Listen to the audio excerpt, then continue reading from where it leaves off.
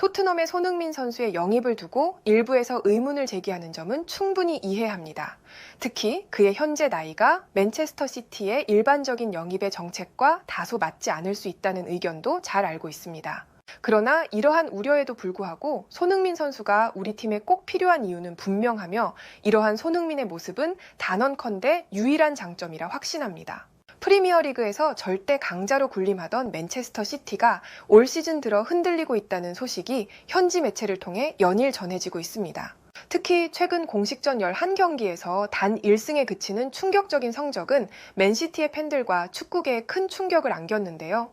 팀의 중심축이었던 로드리를 비롯한 주요 선수들의 부상으로 경기력이 급격히 하락한 가운데 펩 과르디올라 감독이 최근 맨시티와 재계약을 맺었음에도 부진에서 벗어나지 못하고 있습니다. 이러한 상황 속에서 과르디올라 감독이 맨시티의 재건을 위한 열쇠로 손흥민 선수를 지목한 사실이 알려지면서 현지 외신들의 관심이 집중되고 있는데요. 자세한 내용을 좋아요 버튼과 함께 살펴보겠습니다. 뉴캐슬의 전설적인 공격수로 잘 알려진 앨런 시어러가 이주의 팀에 손흥민을 선정하며 그의 특별한 기량을 극찬했습니다. 이와 더불어 최근 맨체스터 시티와 연결되고 있는 손흥민의 이적설과 두 팀 간의 잠재적인 관계에 대해 심도 있는 분석을 펼쳤는데요. 제가 이주의 팀에 손흥민 선수를 포함시킨 것은 어찌 보면 당연한 결과입니다. 최근 그의 활약상을 보면 손흥민의 이름이 빠진다는 것은 상상하기 어려운 일입니다. 그러나 저와 달리 BBC가 손흥민의 이름을 제외한 결정은 놀라웠고 이에 대한 손흥민의 반응은 단순히 그의 실력뿐 아니라 그의 인격적 가치와 리더십을 더욱 돋보이게 했습니다.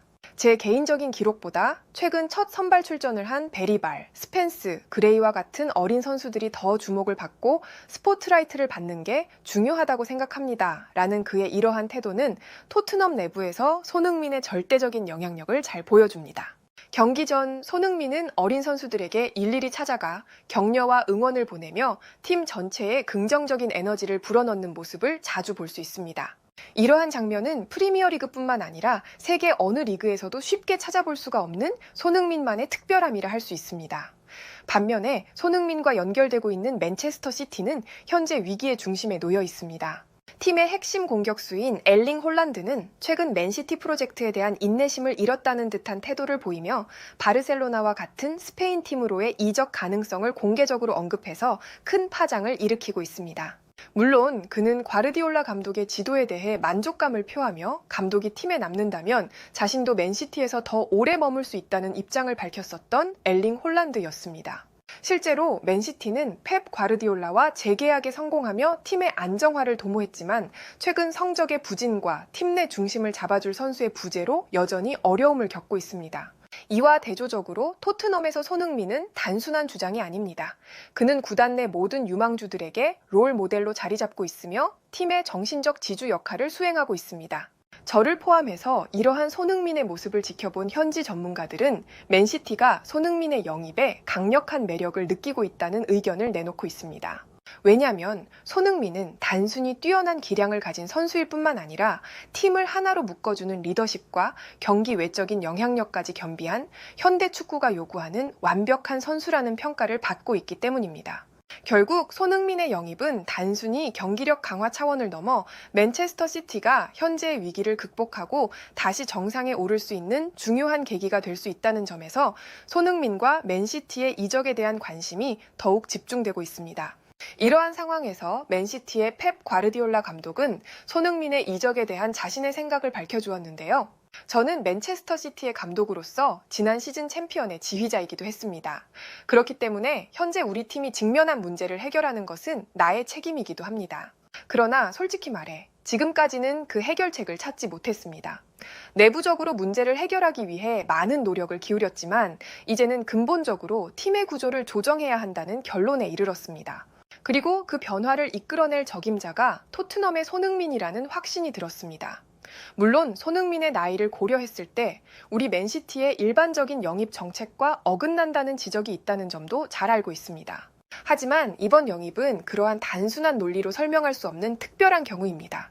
손흥민은 우리가 토트넘과 맞붙을 때마다 놀라운 실력을 보여주며 우리를 위협했던 선수였습니다. 당시에는 그의 실력이 우리를 괴롭히는 원인이었지만 지금은 그가 우리 팀에 절실히 필요한 이유가 되었습니다. 만약 내가 손흥민의 실력만을 고려했다면 그가 젊었을 때 영입을 어떻게든 성공했을 것입니다. 하지만 지금의 나는 단순히 그의 기량만을 보고 있지 않습니다. 현재 우리 맨시티는 매우 치명적인 문제를 안고 있습니다. 나는 이곳에서 점유율 축구를 기반으로 한 성공을 이루어왔으며 항상 더 많은 패스와 점유율을 선호해왔습니다. 이를 실현하기 위해 빠르고 기술적인 측면 자원을 활용해 왔지만 최근 우리의 측면은 큰 약점을 드러내고 있습니다. 잭 그릴리시는 예리한 패스를 보유하고 있지만 폭발적인 스피드가 부족한 것이 사실입니다. 반면 제레미 도쿠는 놀라운 스피드를 자랑하지만 정교한 패스 능력이 부족한 것이 사실입니다. 이러한 상황에서 내가 손흥민에게 기대하는 것은 단순히 그의 스피드와 패스 능력이 아닙니다. 손흥민은 두 가지를 모두 갖춘 완벽에 가까운 선수입니다. 최근 그의 경기를 지켜본 결과 그는 단순히 빠른 선수일 뿐 아니라 프리미어리그에서도 손꼽히는 정교한 패스를 보여주고 있습니다. 이런 손흥민이라면 부상으로 인한 공백이 길어진 케빈 데 브라이너와 최근 부진한 엘링 홀란드의 능력을 다시금 끌어낼 수 있을 것이라고 확신합니다. 토트넘의 손흥민의 존재는 단순히 경기를 바꾸는 것을 넘어서 팀 전체에 새로운 활력을 불어넣을 것입니다. 뿐만 아니라 그가 가진 특별한 능력과 가치는 숫자로 평가할 수 없는 영역에 속해 있습니다. 손흥민은 경기장에서의 뛰어난 기술과 축구 지능뿐만 아니라 팀 동료들과의 조화, 그리고 결정적인 순간에 경기를 뒤집을 수 있는 압도적인 영향력을 가지고 있습니다. 그의 멀티 포지션 소화 능력은 현대 축구에서 매우 중요한 자산이며 특히 우리 팀의 다이내믹한 공격 스타일과 완벽히 어우러질 수 있습니다. 더 나아가 우리는 미래를 준비해야 합니다. 손흥민은 단순히 뛰어난 선수일 뿐만 아니라 젊은 선수들과 강한 유대감을 형성하며 그들의 성장을 도울 수 있는 훌륭한 멘토가 될 수 있습니다. 이러한 점에서 그는 맨시티의 유망주들에게 최고의 롤모델이자 잠재력을 끌어내는데 결정적인 역할을 할 것입니다. 결론적으로 손흥민의 나이는 우리가 그를 영입하는데 아무런 걸림돌이 되지 않습니다.